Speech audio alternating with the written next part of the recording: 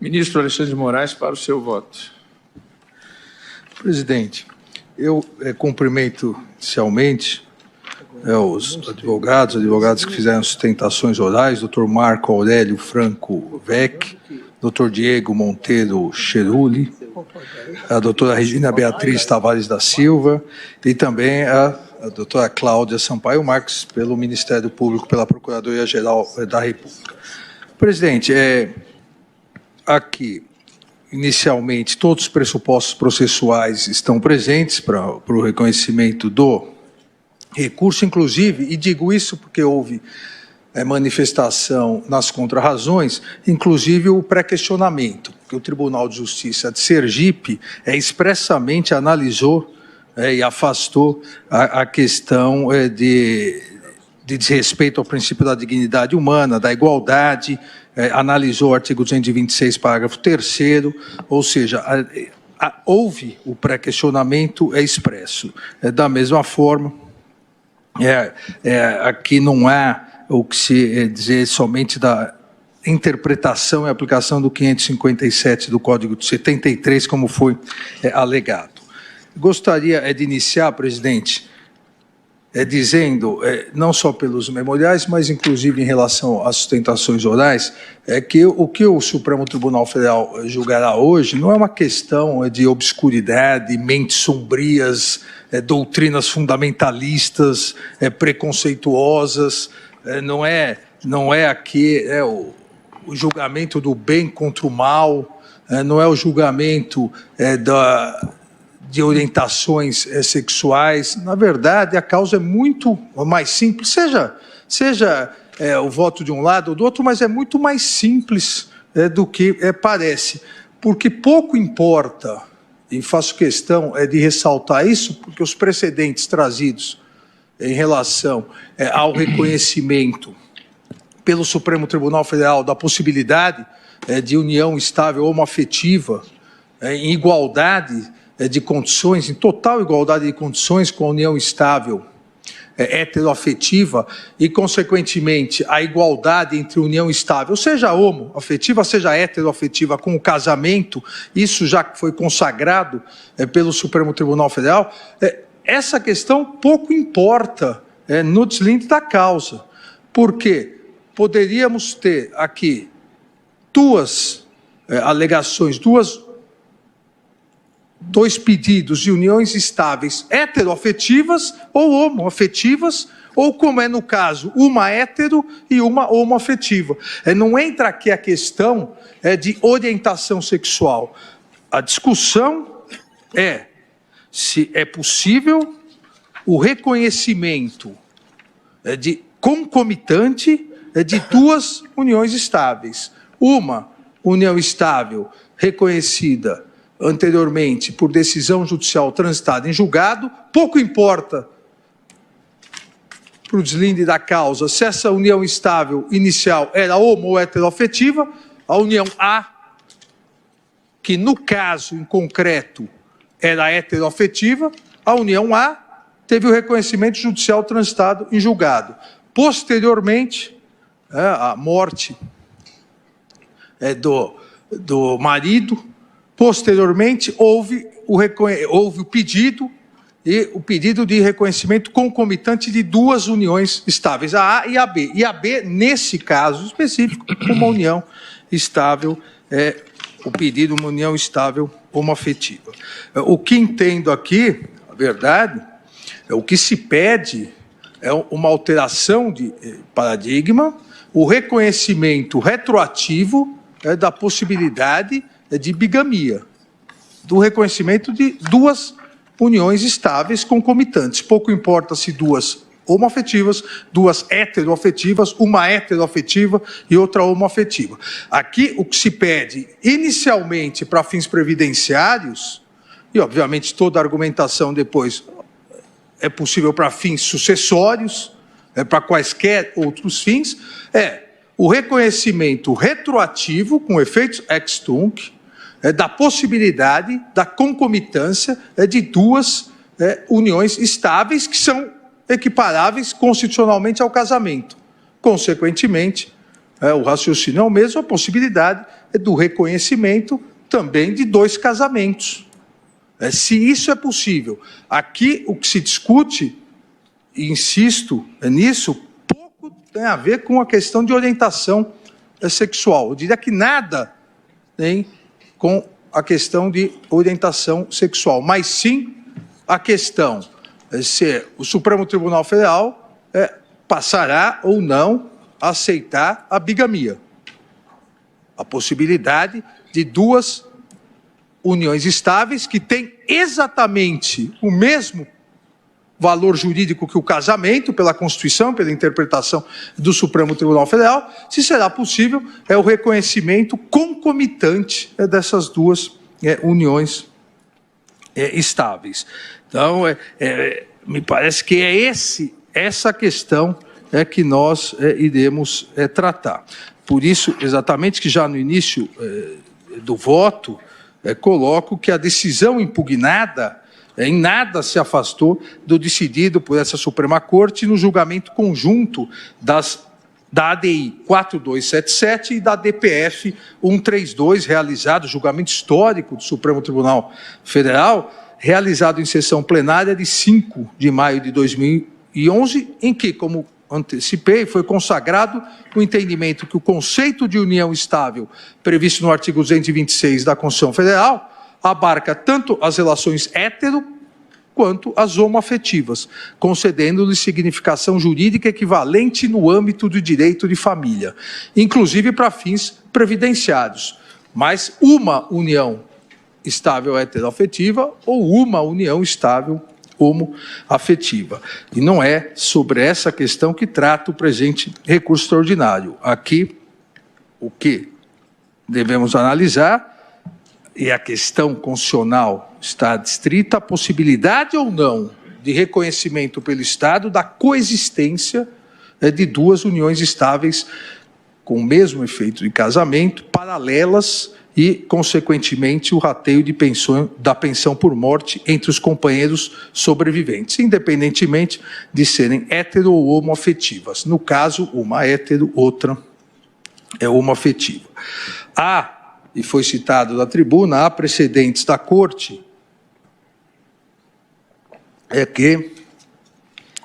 onde se extrai a concepção jurídica impeditiva ao regime de bigamia, em face da presença de pessoa casada em um dos elos da união estável.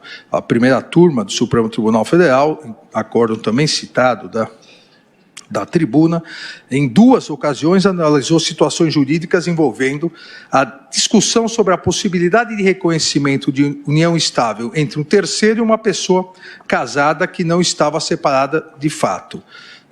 Apesar da longevidade dos relacionamentos extramatrimoniais, a Corte considerou que o ordenamento jurídico brasileiro veda o reconhecimento estatal de uma união estável concorrentemente com um casamento. Posteriormente, o próprio Supremo Tribunal Federal igualou, seja em uniões estáveis ou heteroafetivas, totalmente a condição de união estável ao casamento, nos termos da Constituição.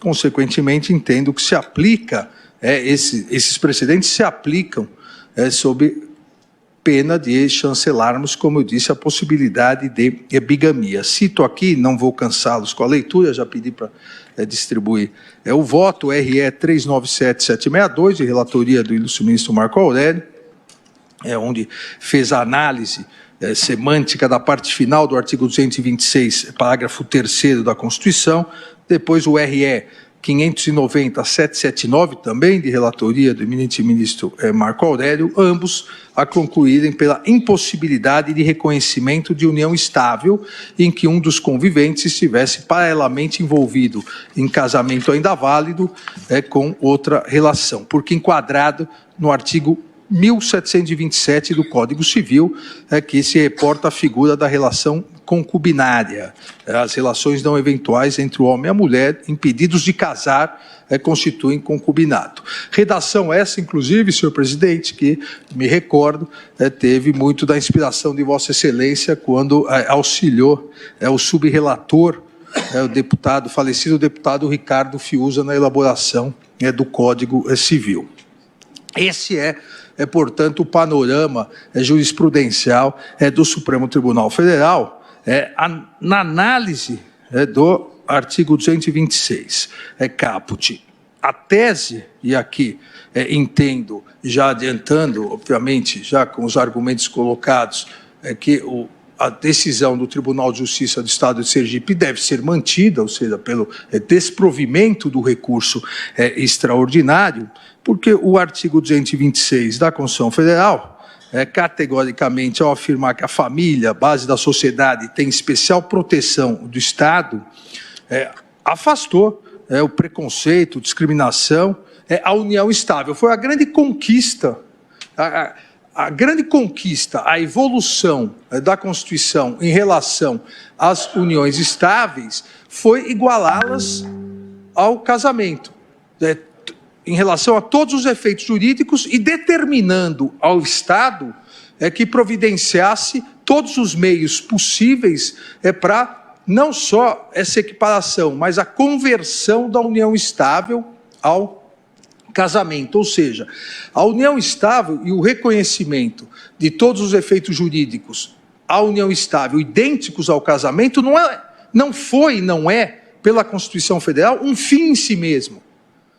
A ideia constitucional foi igualar para evitar a discriminação que existia, as pessoas que, entre aspas, não eram casadas de papel passado, como se fala muito no interior de São Paulo, você é casado de papel passado, igualar essas pessoas às pessoas com papel passado.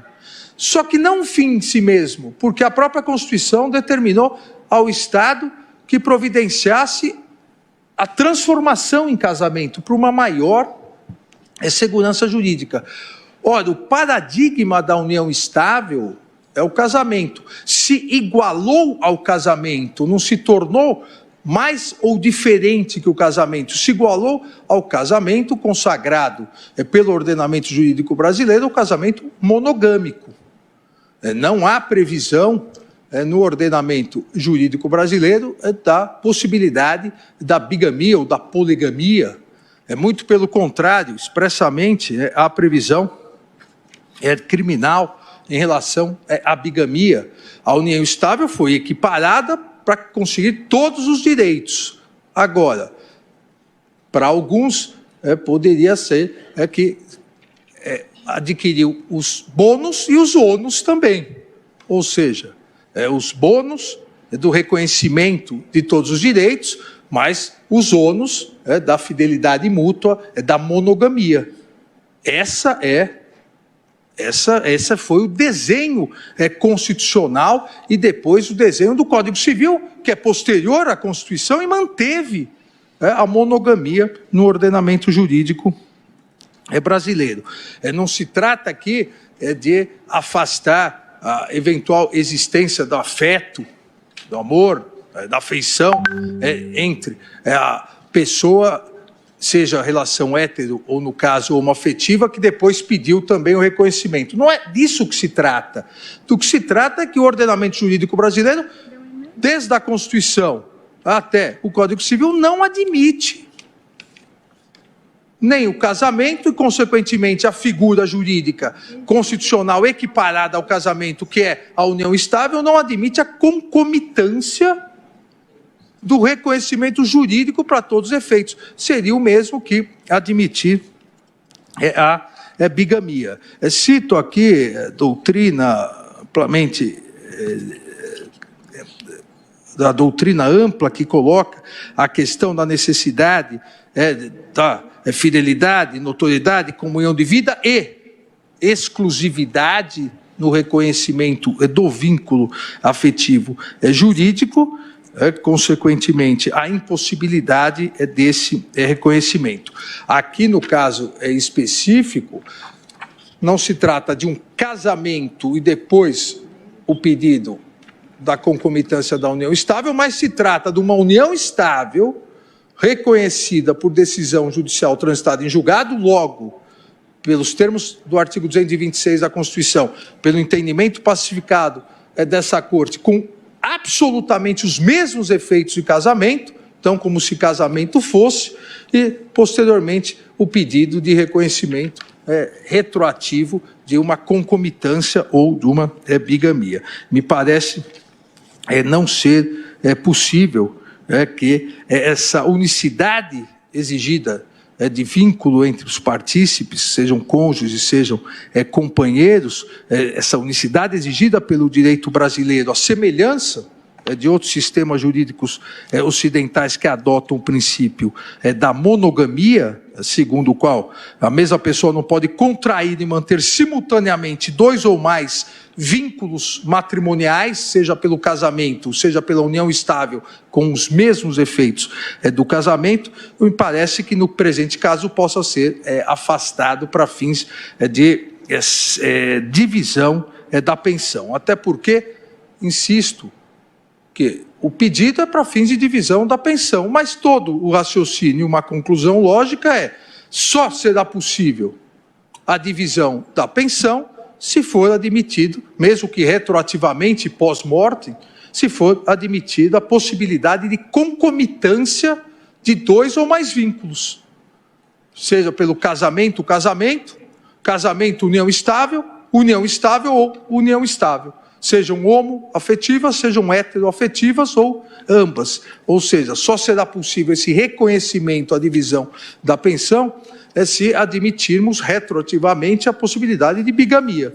Se admitirmos para um fim, todos os fins também serão possíveis, inclusive fins sucessórios. Dessa forma, presidente, para encurtar, tentar permitir que o julgamento termine ainda hoje, concluo que a existência de uma declaração judicial, transitada em julgado, de uma união estável, por si só, é óbice ao reconhecimento de uma outra união estável, concomitante e paralela, estabelecida pelos companheiros durante o mesmo período. Seja essa união heteroafetiva, seja homoafetiva. O que importa é a impossibilidade, ao meu ver, do reconhecimento da concomitância entre casamentos, entre casamento e união estável, ou entre união estável, já reconhecida com trânsito em julgado, e uma outra união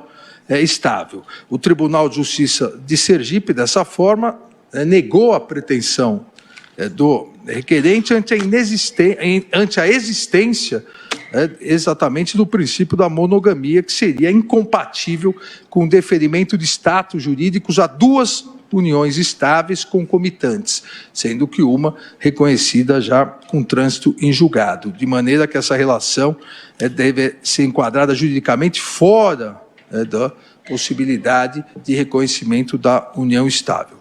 Nego, portanto, presidente, provimento ao recurso extraordinário e, após o julgamento, apresento para a tese de repercussão geral que a pré-existência de casamento ou de união estável de um dos conviventes, ressalvada a exceção do artigo 1723, parágrafo 1º do Código Civil, impede o reconhecimento de novo vínculo referente ao mesmo período concomitante, inclusive para fins previdenciários, em virtude da consagração do dever, em virtude da consagração da monogamia pelo ordenamento jurídico constitucional brasileiro. É o voto, presidente. Agradeço ao ministro Alexandre de Moraes.